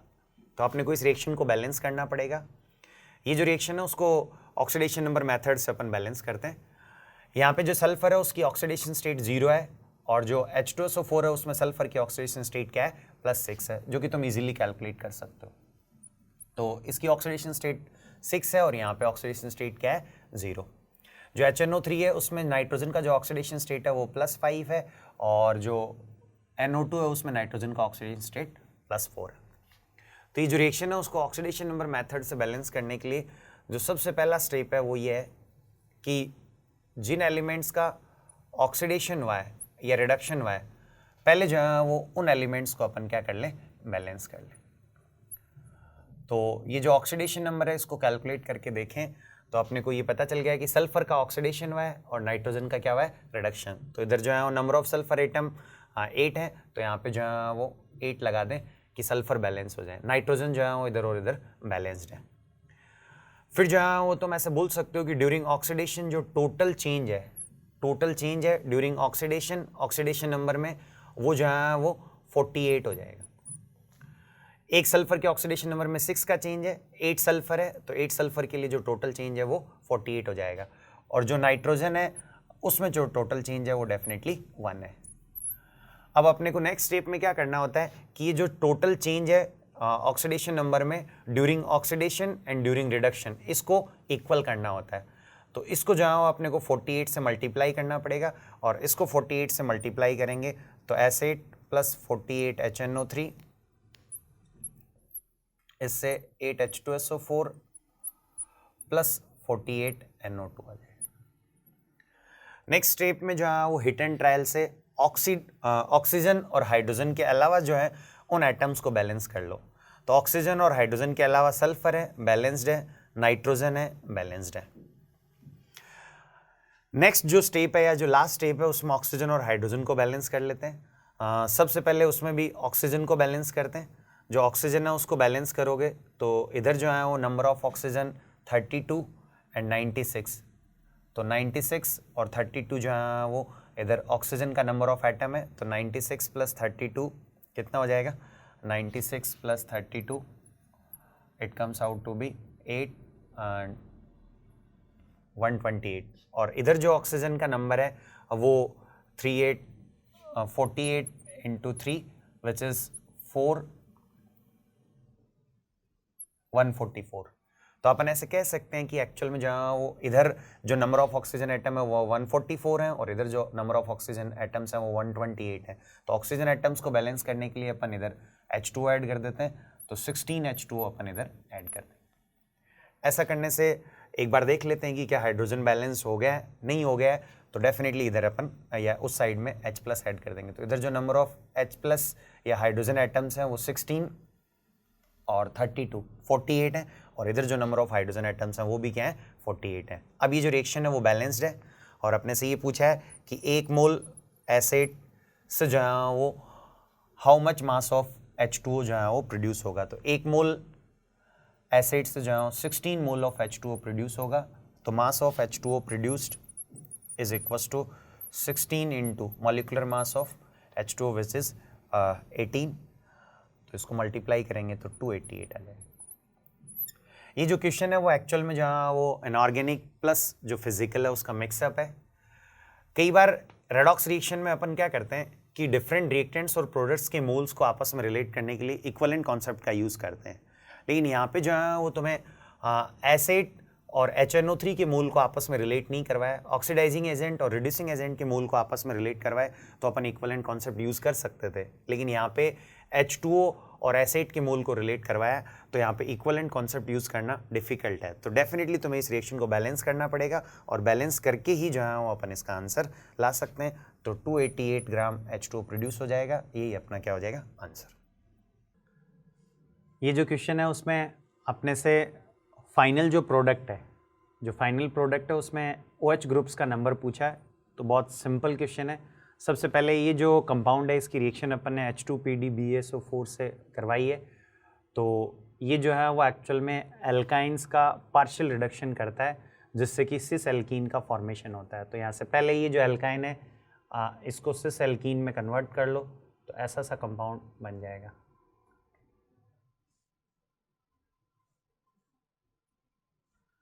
ये C और ये यहाँ पे C, ये कार्बन है, फिर इस कार्बन और कार्बन के बीच में यहाँ डबल बॉन्ड है, और तुम ऐसे बोल सकते हो कि एक्चुअल में ये जो फर्दर ये कार्बन है, इस कार्बन से ये अपनी बेंजीन रिंग, सॉरी ये साइक्लोहेक्सेन रिंग अटैच्ड है जिसके अंदर एक डबल बॉन्ड है। तो वो डबल बॉन्ड को रिड्यूस करेगा नहीं, सिर्फ ट्रिपल बॉन्ड को रिड्यूस करेगा और यहाँ से एक सिस एल्कीन बन जाएगी। यहाँ से क्या बन जाएगी? एक सिस एल्कीन। डेफिनेटली इसको मैंने ऐसे शो नहीं किया कि ये सिस एल्कीन है, जबकि तुम ऐसे बोल सकते हो कि ये सिस एल्कीन है। यहाँ पे H और H को तुम एक साइड में शो कर सकते हो। और अब इसके बाद ये जो कंपाउंड है इसकी रिएक्शन अपन KMnO4 से करवा रहे हैं, डाइल्यूट KMnO4 से एक्सेस में। तो डाइल्यूट KMnO4 एक्चुअल में बेस रिएजेंट की तरह काम करेगा और इसका हाइड्रोक्सिलेशन हो जाएगा, और ये जो तुम्हारे डबल बॉन्ड है ये पाई बॉन्ड ब्रेक होके यहाँ पे OH अटैच हो जाएगा। तो तुम ऐसे बोल सकते हो 2 OH तो यहाँ आ जाएंगे, सिन एडिशन होता है, ये दोनों OH एक साइड में होंगे, 2 OH यहाँ आ जाएंगे, 2 OH यहाँ आ जाएंगे और 2 OH यहाँ आ जाएंगे। तो फाइनल जो प्रोडक्ट मिलेगा उसमें टोटल जो हाइड्रोक्सिल ग्रुप्स हैं, OH ग्रुप्स हैं, उसका नंबर 6 हो जाएगा। क्वेश्चन नंबर 4, ये जो क्वेश्चन है उसमें अपने को ऐसा बोला गया है कि एक डिकम्पोजिशन रिएक्शन है 2N2O5 से 2N2O4 प्लस O2 गैस। ये जो रिएक्शन है उसको अपन ने एक क्लोज सिलेंडर में आइसोथर्मल और आइसोकोरिक कंडीशंस में स्टार्ट करवाया। इनिशियली जो है वो अपने को प्रेशर गिवन है कि इसका 1 atm है, and after certain time which is y into 10 की power 3 second, t equals to y into 10 की power 3 second. After y into 10 की पावर 3 सेकेंड अपने को ऐसा बोला गया है कि ये जो सिलेंडर जिसमें ये रिएक्शन हो रही है उसमें जो टोटल प्रेशर है वो अपने को कितना ऑब्जर्व हुआ? 1.45 atm। और अपने को इस रिएक्शन का रेट कांस्टेंट गिवन है 5 इंटू 10 की पावर -4, और उसकी जो यूनिट है वो सेकंड इनवर्स है, जिसको देख के अपन ये बोल सकते हैं कि रिएक्शन क्या है? First order. और अपने से जहाँ किसकी वैल्यू पूछिए? y की। तो देखो इसको सोल्व करते हैं। Let's say after y into 10 की पावर 3 सेकेंड इसका जो है वो x कंज्यूम हो जाता है, तो इसका जो प्रेशर है वो 1 माइनस x हो जाएगा, इसका जो प्रेशर है वो x हो जाएगा, और इसका जो प्रेशर है वो x/2 हो जाएगा। तो जो टोटल प्रेशर है आफ्टर y इंटू 10 की पावर 3 सेकेंड वो 1 minus x plus x/2 is equals to 0.45 आ जाएगा। यहाँ से तुम सोल्व करोगे तो x की वैल्यू जो है वो कितनी आ जाएगी? 0.9। अब ये जो रिएक्शन है वो फर्स्ट ऑर्डर की है, तो तुम ऐसे बोल सकते हो कि rate equals to some constant k into N2O5 की कॉन्सेंट्रेशन, ठीक है। और अपन ऐसे भी बोल सकते हैं कि rate equals to this is equals to rate of N2O5 divide by 2, ठीक है, is equals to rate of NO2 divide by 2। तो यहाँ से जो है वो अपन ऐसे बोल सकते हैं कि rate of N2O5 is equals to जो है वो क्या आ जाएगा? 2K into N2O5। यहाँ से जो है वो रेट ऑफ N2O5 को जो है वो अपन ऐसे लिख सकते हैं d/dt of N2O5 is equals to 2K को जो है वो क्या लिख दो? K डैश और इंटू N2O5 की कॉन्सेंट्रेशन। ये जो है वो फर्स्ट ऑर्डर की डिफरेंशियल इक्वेशन है। इसके सॉल्यूशन अपन ऑलरेडी जानते हैं। इसका जो इसको इंटीग्रेट करने से जो इंटीग्रेटेड रेट लो आएगा उसका जो एक्सप्रेशन होता है वो कुछ इस तरीके से होता है, K dash into T is equals to 2.303 log initial pressure और initial concentration of N2O5 divide by, तो इनिशियल जो प्रेशर है या इनिशियल जो कॉन्सेंट्रेशन है वो N2O5 का क्या है? 1 है, डिवाइड बाई 1 माइनस या डिवाइड बाई कंसेंट्रेशन और partial pressure of N2O5 after a time interval of t। तो यहाँ से अपन ऐसे बोल सकते हैं after time interval of t या आफ्टर y इंटू 10 की power 3 second concentration of N2O5 or partial pressure of N2O5 becomes 1 minus x। तो यहाँ से अपन ऐसे लिख सकते हैं कि 1 माइनस एक्स। ये जो k डैश है उसकी जो वैल्यू है वो 2 इंटू के हो जाएगा, और k की जो वैल्यू है वो अपने को कितने गिवन है, 5 इंटू 10 की पावर माइनस 4। जो t है वो अपने को गिवन है y इंटू 10 की पावर 3 सेकेंड, y इंटू 10 की power 3 second is equals to 2.303 log 1 upon 1 minus x.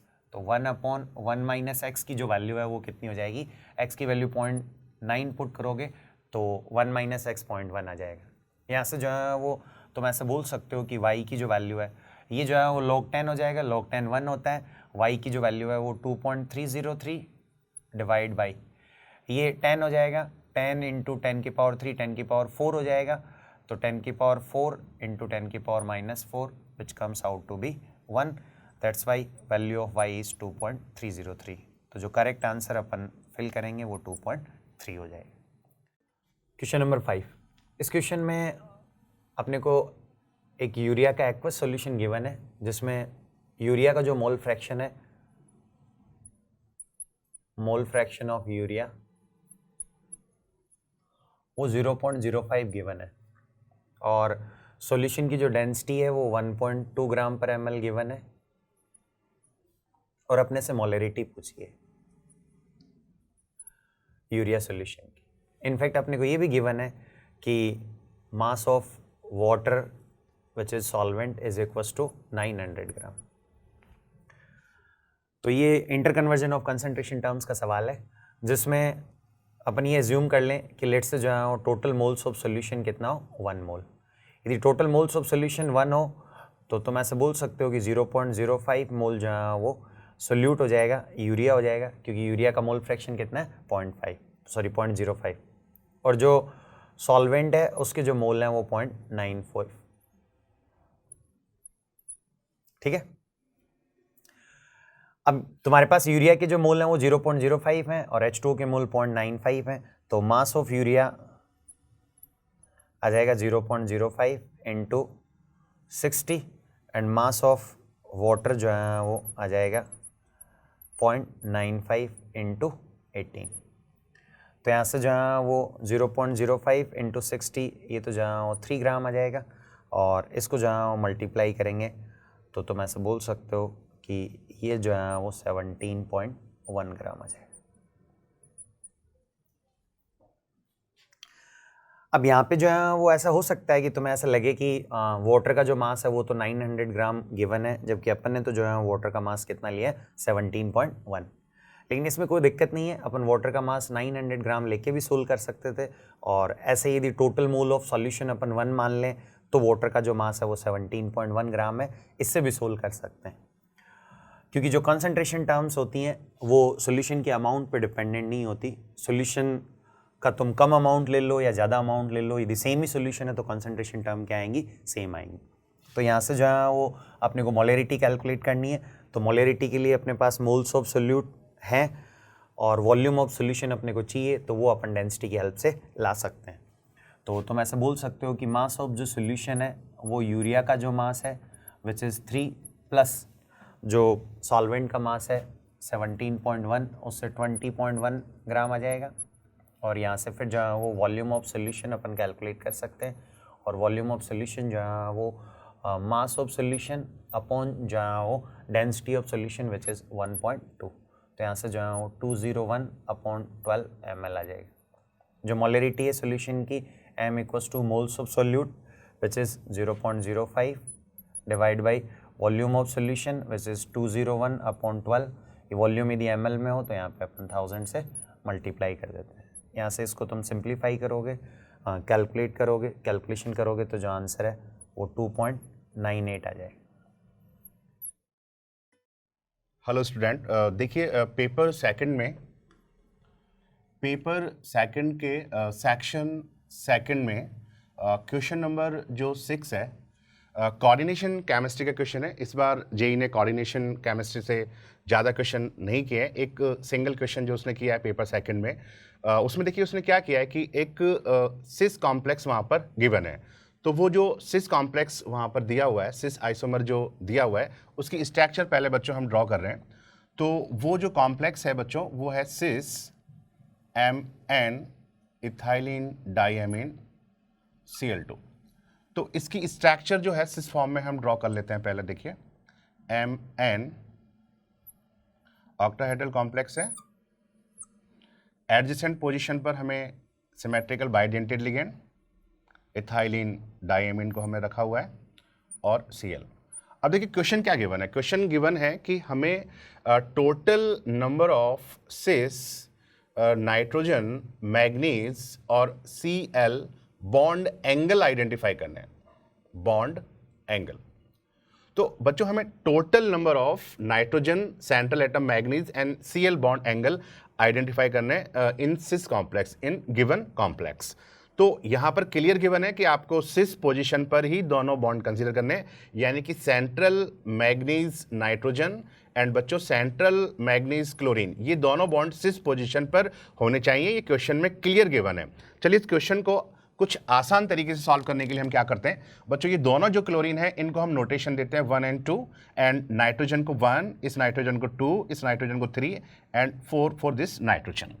अब देखिए हमें सिस एंगल वहां पर कंसीडर कर रहे हैं, तो बहुत ही आसानी से सिंपल वे में आप काउंट कर सकते हैं 1 by 1। तो चलो पहले हम N1 के रेस्पेक्ट में देख लेते हैं। तो N1 central manganese and Cl1 ये सिस पोजीशन पर है। तो N1 के रेस्पेक्ट में बच्चों Cl1 और Cl2 दोनों सिस पोजीशन पर हैं। तो N1 के रेस्पेक्ट में दो एंगल तो यहां पर ये आ गए, तो N1 मैग्नीज एंड Cl2 ये दो एंगल हो गए। अब बच्चों देखो N2 के रेस्पेक्ट में, तो N2 के रेस्पेक्ट में Cl1 जो है वो तो सिस पोजीशन पर है, लेकिन N2 के रेस्पेक्ट में बच्चों Cl2 जो है वो ट्रांस पोजीशन पर है। तो ट्रांस पोजीशन वाले एंगल को आपको एक्सक्लूड करना है, ये सबसे ज्यादा ध्यान रखना है। यहाँ पर अधिकतर बच्चों ने जो इसमें मिस्टेक किया क्वेश्चन में वो यही की होगी कि इन्होंने इस एंगल को, बच्चों ने इस एंगल को भी काउंट कर लिया होगा, लेकिन क्वेश्चन में क्लियर गिवन है कि ट्रांस पोजीशन के एंगल काउंट नहीं करने हैं। तो with respect to N2 Mn and N2 के रेस्पेक्ट में ओनली C1 वहां पर Cl1 काउंट करना है। चलिए इसी तरह का अगर हम N3 के रेस्पेक्ट में देखें, तो N3 के रेस्पेक्ट में ये जो है वो तो ट्रांसपोजिशन हो जाएगी Cl1, और Cl2 जो है वो सिस पोजीशन है। तो यहां पर N3 के रेस्पेक्ट में केवल एक एंगल यहां पर आएगा और वो Cl2 के रेस्पेक्ट में आएगा, और N4 के रेस्पेक्ट में बच्चों दोनों क्लोरीन जो हैं ये सिस पोजीशन पर हैं। तो N4 के रेस्पेक्ट में दोनों क्लोरीन यानी कि Cl1 भी सिस पोजीशन पर है और N4 के रेस्पेक्ट में Cl2 भी सिस पोजीशन पर है। तो ये N4 के रेस्पेक्ट में दो, तो बच्चों N1 के रेस्पेक्ट में 2 एंगल, इसी तरह N4 के रेस्पेक्ट में 2 एंगल, और N2 और N3 के रेस्पेक्ट में 1 1 एंगल। तो इस प्रकार टोटल यहां पर आपको सिस एंगल जो है वो 6 एंगल आपको यहां पर दिखाई देंगे। तो आंसर आएगा हमारा 6। तो 6 जो है वो नाइट्रोजन मैग्नीज Cl सिस एंगल पर, यहां पर बॉन्ड एंगल आपको टोटल 6 यहां पर दिखाई देंगे। Section 3 question number 1 and 2। ये जो दोनों क्वेश्चंस हैं वो इस पेपर के जो वो one of the easiest questions में से हैं, जो कि बहुत ही सिंपल बोर मॉडल पे बेस्ड हैं। तो मैं बस बोर मॉडल में जहाँ वो रेडियस, एनर्जी, इन सब के फॉर्मूले जाने चाहिए। तो जो रेडियस है उसका फॉर्मूला R = 0.529 n² एंगस्ट्रॉम होता है। इसके अलावा जो एंगुलर मोमेंटम है जिसको अपन mvr से रिप्रेजेंट करते हैं वो nh/2π होता है। जो टोटल एनर्जी है जिसको अपन E से रिप्रेजेंट करते हैं उसका जो फॉर्मूला है वो -13.6 Z² इलेक्ट्रॉन वोल्ट होता है। इसके अलावा जो काइनेटिक एनर्जी है वो माइनस ऑफ टोटल एनर्जी होता है। तो तुम ऐसे बोल सकते हो कि काइनेटिक एनर्जी का जो फॉर्मूला है वो भी जहाँ वो 13.6 Z² इलेक्ट्रॉन वोल्ट आ जाएगा। तो अपने को एक लिस्ट 1 गिवन है और एक लिस्ट 2 गिवन है। लिस्ट 1 में जहाँ वो कुछ क्वांटिटीज़ हैं like radius of electron in nth orbit, angular momentum of electron in nth orbit, kinetic energy of electron in nth orbit and potential energy of electron in nth orbit. और जो list 2 है उसमें अपने से ये पूछा है, या लिस्ट 2 में जहाँ वो अपने को ये गिवन है कि n⁻⁻2, n⁻⁻1, n⁻0, n⁻1 ऐसे कुछ n पे डिपेंडेंट क्वांटिटीज़ दे रखी हैं। तो अपने को लिस्ट 1 और लिस्ट 2 को एक्चुअल में मैच करना है कि जो रेडियस है वो किससे मैच होगा, क्या रेडियस n की पावर -2 के प्रोपोर्शनल है या क्या रेडियस n की पावर 1 के प्रोपोर्शनल है। तो यहाँ पे एक फॉर्मूला और बच गया है, पोटेंशियल एनर्जी। जो पोटेंशियल एनर्जी है वो एक्चुअल में जो है वो 2 टाइम्स टोटल एनर्जी होता है। तो तुम ऐसे बोल सकते हो कि जो पोटेंशियल एनर्जी है उसका जो फॉर्मूला है वो -2 × 13.6 Z² हो जाएगा। तो अब ये जो फॉर्मूलेज हैं इनसे देख के इन दोनों क्वेश्चंस का तुम बहुत इजीली आंसर कर सकते हो। r जो है वो n² के प्रोपोर्शनल हो जाएगा, जो एंगुलर मोमेंटम है वो n के प्रोपोर्शनल हो जाएगा, जो टोटल एनर्जी है वो तो अपने से पूछी भी नहीं है, जो काइनेटिक एनर्जी है उसके बारे में पूछा है तो काइनेटिक एनर्जी 1/n² या n की पावर -2 के प्रोपोर्शनल हो जाएगा, एंड पोटेंशियल एनर्जी भी जो है वो 1/n² या n की पावर -2 के प्रोपोर्शनल हो जाएगा। नेक्स्ट जो क्वेश्चन है वो एक्चुअल में एक पैराग्राफ टाइप क्वेश्चन है जिसमें कि एक्चुअल में अपने को एक मैचिंग गिवन है। वो जो मैचिंग है उसमें एक लिस्ट 1 है और एक लिस्ट 2 है। जो लिस्ट 1 है उसमें कुछ कंपाउंड्स गिवन है और उन कंपाउंड्स की कुछ सेट ऑफ रिएक्शंस अपने को गिवन है। और लिस्ट 2 जो है उसमें अपने को कुछ अगेन कंपाउंड्स गिवन है और वो जो कंपाउंड्स हैं वो लिस्ट 1 में जो स्टार्टिंग मटेरियल दे रखा है उसकी ये जो कुछ सीरीज ऑफ रिएक्शंस हैं उनमें एज ए इंटरमीडिएट प्रोडक्ट या एज ए फाइनल प्रोडक्ट बन सकते हैं। तो इन्हीं के बेसिस पे एक्चुअल में अपने को इस पे 2 प्रॉब्लम दी गई हैं और उन प्रॉब्लम्स में अपने को कुछ करेक्ट कॉम्बिनेशंस सेलेक्ट करने हैं। इफेक्टिवली स्पीकिंग अपने को लिस्ट 1 में जो एक कंपाउंड है उसके करस्पॉन्डिंग जो 3 to 4 या 5 सीक्वेंस ऑफ रिएक्शंस गिवन है उनके प्रोडक्ट आने चाहिए। वो प्रोडक्ट तुम लिख लोगे तो फिर डेफिनेटली बहुत ही आसान है कि लिस्ट 1 को लिस्ट 2 से किस तरीके से मैच करोगे। तो जैसे सबसे जो अपने को फर्स्ट कंपाउंड दे रखा है लिस्ट 1 में वो देखते हैं। उसमें अपने को उसकी जो फर्स्ट रिएक्शन है वो डिबाल एच से करवा रखी है और अपने को एक आइडिया होना चाहिए कि डिबाल एच एक सेलेक्टिव रिड्यूसिंग एजेंट है जो कि यहाँ पे जो गिवन कंपाउंड है उसमें जो साइनाइड ग्रुप है इसको CHO ग्रुप में या एल्डिहाइड में कन्वर्ट कर देगा। तो ये कुछ स्टैंडर्ड रिएक्शंस हैं जिनका आइडिया होना चाहिए अपने को। तो यहाँ से CHO ये मिल जाएगा। अब फर्दर जो है वो इसकी रिएक्शन डाइल्यूट HCl से करवाई है। तो डाइल्यूट HCl जो है वो यहाँ पे ये जो एसिटिल है उसके साथ रिएक्ट करेगा, उसका हाइड्रोलाइसिस करेगा। डाइल्यूट HCl का मतलब सिंपल H+H2O मान लो। तो इसका जो हाइड्रोलाइसिस होगा इससे एक्चुअल में ये जो स्पीसी है वो OH OH CH2 CH2 ethylene glycol जो है वो इससे अलग हो जाएगी और इस कार्बन पे 2 OH आ जाएंगे और इस कार्बन पे जो 2 OH आएंगे वो finally C double bond O में कन्वर्ट हो जाएंगे H2O निकल के। तो तुम ऐसे बोल सकते हो कि फाइनली ऐसा सा प्रोडक्ट बन जाएगा। यहाँ पे हाइड्रोलाइसिस से CHO ये बन जाएगा। इसकी जो मैकेनिज्म है वो भी तुम देख सकते हो कि ऐसा कैसे हुआ होगा। तो एक्चुअल में जो है वो यहाँ पे पहले H+ आया होगा। मैं ब्रीफली जो है इसकी मैकेनिज्म बता रहा हूँ। यहाँ पे H+ आया होगा तो एक्चुअल में यहाँ पे प्लस आया होगा। यहाँ पे क्या आया होगा? प्लस आया होगा।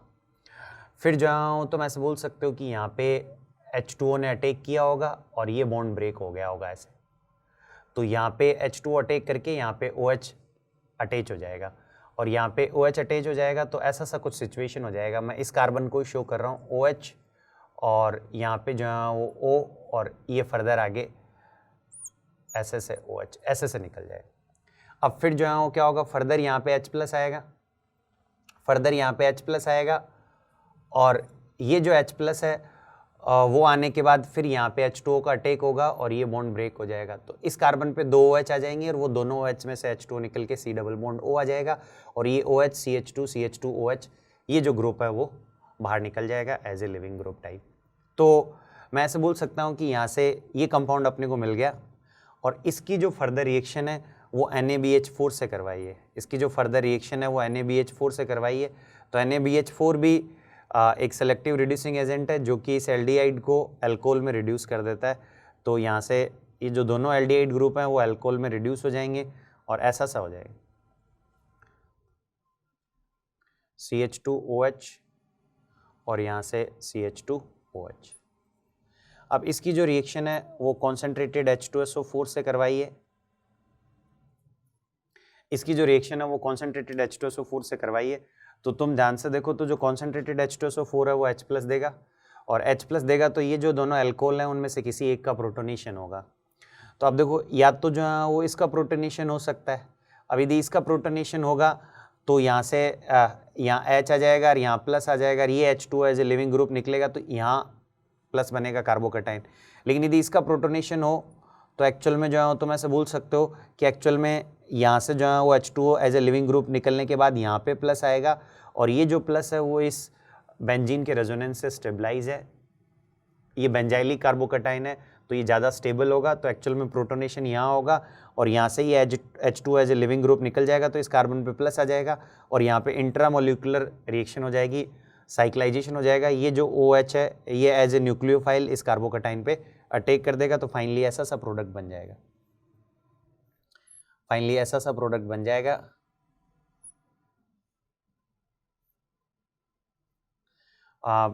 यहाँ से ये कार्बन और ये ऑक्सीजन, तो ये कार्बन और यहाँ पे ये ऑक्सीजन, ऐसा सब प्रोडक्ट बन जाएगा। या तुम ऐसे देख सकते हो यहाँ से नंबरिंग कर लो 1 2 3 4 और ये जो ऑक्सीजन है इस पे H+ आएगा नहीं, इस पे H+ आएगा नहीं तो यहाँ पे इसको ऑक्सीजन को 5 नंबर दे दो और ये जो कार्बन है इसको 6 नंबर दे दो। तो ये 1 2 3 4 5 6 तो ये 1 ये 2 ये 3 4 5 पे ऑक्सीजन है और 6 पे ये कार्बन है। तो ऐसा सा कंपाउंड अपने को मिल जाएगा। तो ये जो अपना फर्स्ट जो लिस्ट 1 में स्टार्टिंग मटेरियल है उसकी ये जो सीक्वेंस ऑफ रिएक्शंस हैं उसमें बीच में एक प्रोडक्ट ये भी बन रहा है, बीच में एक प्रोडक्ट ये भी बन रहा है, एक प्रोडक्ट ये भी बन रहा है और ये उसका फाइनल प्रोडक्ट है। तो इसके बेसिस पे यदि फर्स्ट के साथ अपने को कुछ भी करेक्ट कॉम्बिनेशन की सीक्वेंस पूछी हो तो इस पर्टिकुलर सेट ऑफ रिएक्शंस के बेसिस पे बता सकते हैं। ऐसे ही मैं एक्चुअल में सेकंड, थर्ड और फोर्थ सब जो स्टार्टिंग मटेरियल्स हैं उनकी सभी जो सीक्वेंस ऑफ रिएक्शंस हैं उनको यहाँ पे लिख दूंगा। तो उनके बेसिस पे जो प्रोडक्ट्स हैं उनको देख के जो दोनों क्वेश्चंस हैं उनके आंसर तुम कर सकते हो। तो इस लिस्ट 1 में जो सेकंड कंपाउंड अपने को स्टार्टिंग मटेरियल गिवन है उसकी रिएक्शन सबसे पहले O3ZnH2O, तुम ऐसे मान सकते हो कि ये एक्चुअल में क्या है, रिडक्टिव ओजोनोलिसिस। तो इसका यदि रिडक्टिव ओजोनोलिसिस करवाएं तो ये जो एल्कीन है इस एल्कीन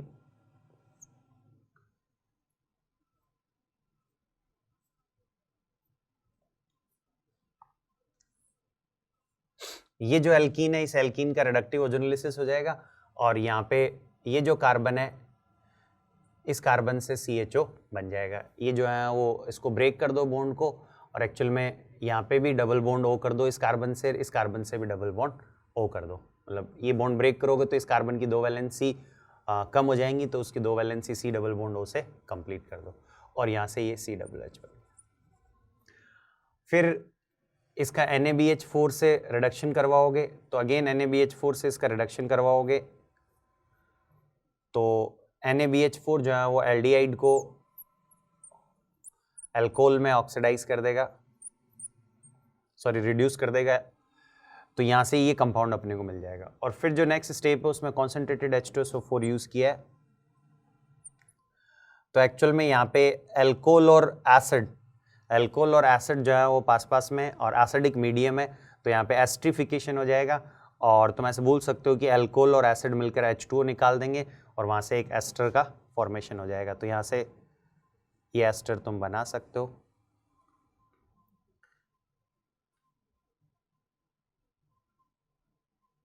COO, तो ऐसा सा एस्टर बन जाएगा। तो अगेन तुम ऐसे बोल सकते हो कि जो सेकंड लिस्ट 1 में कंपाउंड है उसकी जो सेट ऑफ रिएक्शंस है उनसे ये कुछ इंटरमीडिएट प्रोडक्ट बनेंगे और ये फाइनल प्रोडक्ट बनेगा।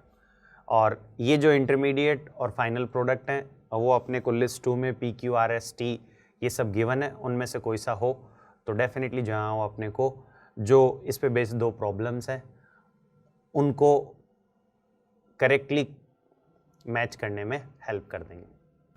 तो ये जो लिस्ट 1 है उसका ये थर्ड वाला ऑप्शन है कि ये जो थर्ड वाला स्टार्टिंग मटेरियल है इसकी जो रिएक्शन है वो अपन सबसे पहले KCN से करवा रहे हैं। तो KCN जो है वो एक्चुअल में CN minus as a nucleophile की तरह बिहेव करेगा और ये जो Cl है, ये जो Cl है उसको रिप्लेस कर देगा इस कार्बन पे न्यूक्लियोफिलिक अटैक से। तो यहाँ से अपने को एक साइनाइड बन जाएगा और फिर फर्दर नेक्स्ट जो स्टेप है उसमें हाइड्रोलाइसिस करवा रहे हैं। तो एक तो ये जो साइनाइड है इसके हाइड्रोलाइसिस से अपने को पता होना चाहिए एसिड बन जाता है और साथ साथ में ये जो एस्टर है उसका हाइड्रोलाइसिस भी हो जाएगा। तो यहाँ से जो अपने को प्रोडक्ट मिलेगा आफ्टर हाइड्रोलाइसिस स्टेप वो ये COOH और एक्चुअल में ये ईथर भी ये एस्टर भी हाइड्रोलाइज हो जाएगा। तो यहाँ से COOH और CH3OH एल्कोहल और एसिड मिल जाएंगे। फिर फर्दर जो नेक्स्ट स्टेप है वो LiAlH4 है। तो LiAlH4 जहाँ वो अच्छा रिड्यूसिंग एजेंट है जो कि एसिड को अल्कोहल में रिड्यूस कर देता है। तो यहाँ से अगेन CH2OH और CH2OH हो जाएगा। और नेक्स्ट जो स्टेप है वो कॉन्सेंट्रेटेड H2SO4 है।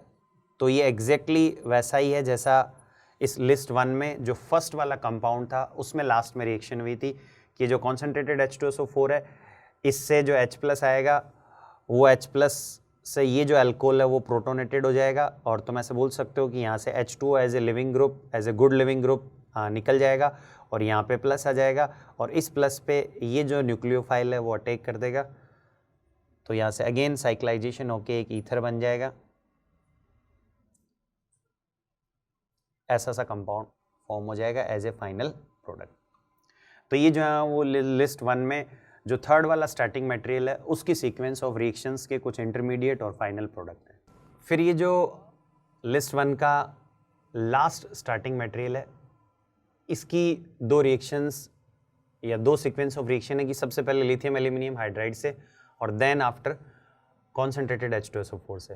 तो ये यहाँ पे जो एस्टर है उसका भी लिथियम एल्यूमिनियम हाइड्राइड रिडक्शन कर सकता है और उसके रिडक्शन से अपने को अल्कोहल मिल जाएंगे ऐसा सा। ये रिडक्शन बहुत नॉर्मल है जो अपने को आना चाहिए। यहाँ से ये CH2OH बन जाएगा और एक जो है वो यहाँ से ये CH2 और ये CH2OH ऐसा सा बन। अब नेक्स्ट जो स्टेप है वो कॉन्सेंट्रेटेड H2SO4 है। ये जो स्टेप है वो एक्चुअल में इस लिस्ट 1 के इससे पहले 2 वाले स्टार्टिंग मटेरियल्स में कॉमन था। कॉन्सेंट्रेटेड H2SO4 करोगे तो इन दोनों अल्कोहल में से इस अल्कोहल का प्रोटोनेशन होगा क्योंकि इस अल्कोहल के प्रोटोनेशन से जो H2O है वो as a good leaving group निकल जाएगा और यहाँ पे बेंजाइलिक कार्बोकटाइन बन जाएगा जो कि काफ़ी ज़्यादा स्टेबल है। और फिर ये जो OH है वो एज ए इंटरनल न्यूक्लियोफाइल इस पर अटैक कर देगा, साइक्लाइजेशन होके अगेन एक ईथर बन जाएगा।